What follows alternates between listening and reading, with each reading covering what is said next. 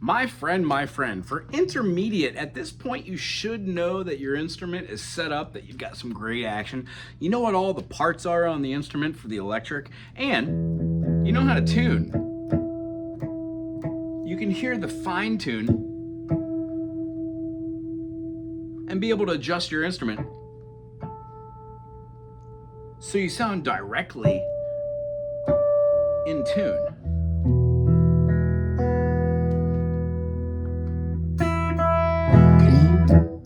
At this point, what you should know are that chords are made of 3 notes. Tertiarily, we have a major third and a minor third, which defines a major chord. When we reverse that, we have a minor third by flattening the median and then having a major third, we get a minor. We can also manipulate that to have a diminish, meaning we're just going to take the chords in there and we're going to have a note that is feeling a little awkward. That's because we have a flat 3 and a flat 5. Tertiarily, we are stacking all thirds. When we play that chord, we're feeling as if we're stacking kind of like 4 notes, or at least a 3. Minor third, meaning it gives a little bit of tension behind there. And then lastly, we have an augmented chord. An augmented chord would take the chord of a major, but then it would sharpen that 5th to also build a little tension. Now, the augmented chord is not found in a major scale, because when we play a major scale, we have something like a E major, F sharp minor, G sharp minor, A major, B major, C sharp minor, and then like a D sharp diminish. That D sharp diminish is going to mean it's going to have a feeling of going D-do directly back into our 1 chord. No matter where you play this, that's where you find yourself resolving. So today's video is going to talk about inversions. 1, 3, and 5, if you don't already know, that was the explanation for a triad or a chord. When we view a major scale, no matter what that major scale is, there are patterns. We generally teach from the key of C, meaning C, D, E, F, G, A, B, C, or C, D, E, F, G, A, B, C, or C, D, E, F, G, A, B, C. Over here, we practice doing all downstrokes to get comfortable playing, then all upstrokes, and then down, up, which is alternating picking, and then down, down, up, or up, up, down, which is called economical picking. Now, all these things are intermediate, Terry. So if you do not know these terms or whatnot, stop this video, go Google that, watch some of the other of these nifty YouTube personalities like myself, and then come back here and maybe ascertain a little bit of information that pertains to our inversions. What inversions mean is we take the 3 notes and we put 1 different note of those 3 on the bottom. Meaning, let's pick a random note. How about a D major?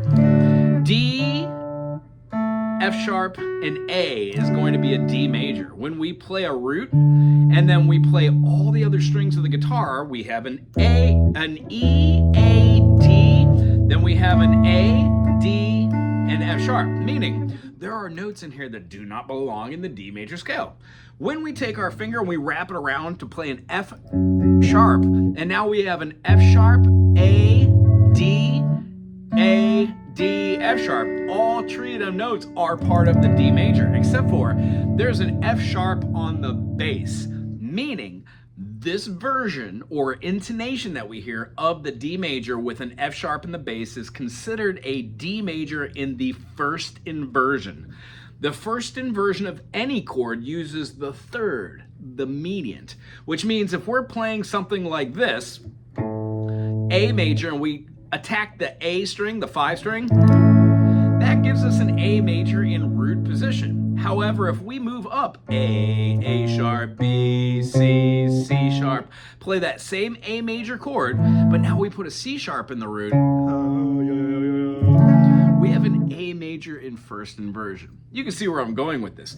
It's a great way for tone leading or moving yourself. So if we were playing like an A major here, and which is an inversion, and then we play an A major with our 3rd in the bass, and then we go up to an A major here, it's an A major with the root in the bass. Well, I can play 5 and then 4 on the A string, and then on the D string with the pinky. So this still gives me that first inversion, but it makes much more open sense. I can also move this chord to play open phrasings, and then move this even further up to get a different version of the inversion. Many times you will see guitar instructors referring to this as the caged system, C-A-G-E-D, which essentially it is. What I try to teach is that the instrument itself is in 3 different types of quadrants: 1, 2, 3, 4, 5, 6, 7, 8, and then 9, 10, 11, 12. Meaning, if you go open 1, 2, 3, 4, 5 with your pinky, you could cover a lot of ground. When we're here at 5, 6, 7, 8, if we go back to the 4, and then the 5, 6, 7, 8, 9, also, we cover a lot of ground. And then essentially the same thing happens here when we're going down. We can go all the way up to our 12th fret and have an extension finger. Between these, what we find is when we learn something like the pentatonic system, we generally don't know what to do with those notes. And also, if we have an A minor pentatonic, the relative major is C. So when we play the relative major's pentatonic, it touches front end and back end. By doing that, by playing the chord of C major, maybe C major with that third in the bass, you can see where I'm going with this. It's a great way to go from one part of the fretboard, moving into another one, changing your position, and then learning a couple different tricks like playing dyads, moving them up respectively for their seniority using major, third, tertiary movement. Now, if all that's way too much meaning, the layman's terms on what I just did was there is a shape for a major, there is a shape for a minor.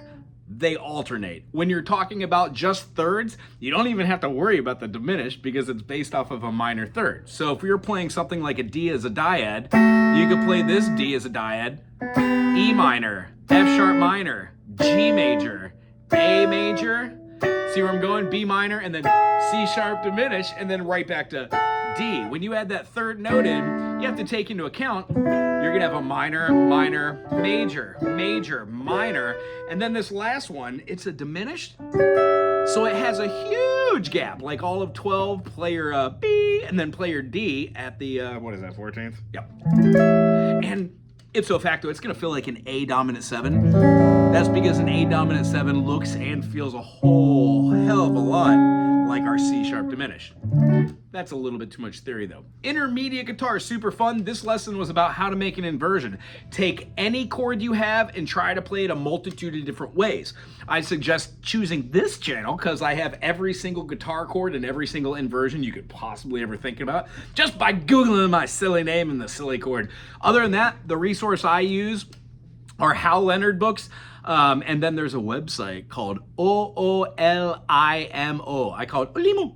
Olimo.org or .com. Either way, you could put notes in there and does chord construction, and it tells you what all the possible names are.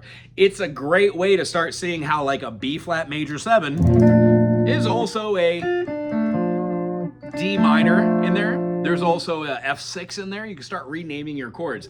This helps when you're starting to move outside of just your triads, and then you add another note. That's what I'm going to leave you on. Our first inversion used the median. Our second inversion will use the dominant. So if we're playing like a G major and we want to play G, B, D, and we play a G major like this, having our G up here, but we use our D as our root note, that gives us the inversion. That is a G second inversion, just utilizing the D. You could also put like your D down here if you want, in your A note. Fun? And then mute that A string with the tippy top there. Little tippy tips. So the last one is called a third inversion. And you betcha, whenever you have a chord and you add on a 7th, that's what we're talking about. Like that B flat major 7, that gave me that A sharp. Not A sharp, A, because A sharp is B flat. So when we have our B flat, knowing that we've got a 1, 5, 1, we drop one of our 1s back, make the shape that's there, and give it a chord structure. It gives you quality of a major 7. It feels nice, light, open, and airy. When you learn how to play this B flat major 7, and you learn how to play it like here, and then here, you start to realize these inversions are great to find where the notes are. You've been playing melodies, and then you could spice up your playing just by playing in an alternate chord. And gee golly whiz, does this help when you're playing with other people? Because if you're playing in a band or a groove session or just an anything session, and somebody's playing like an A major right here and a D major right here and a G major right here, by all means, you can play an A major right here, a G major right here, and a D major right here. And those intervals are the same. They just have different intonations. I hope this was enjoyable for somebody who's on their quest for guitar rock stardom. If it is and you have questions, put them in the comment section below. Once again, my name is Wago. I'd love for you to subscribe. Aloha!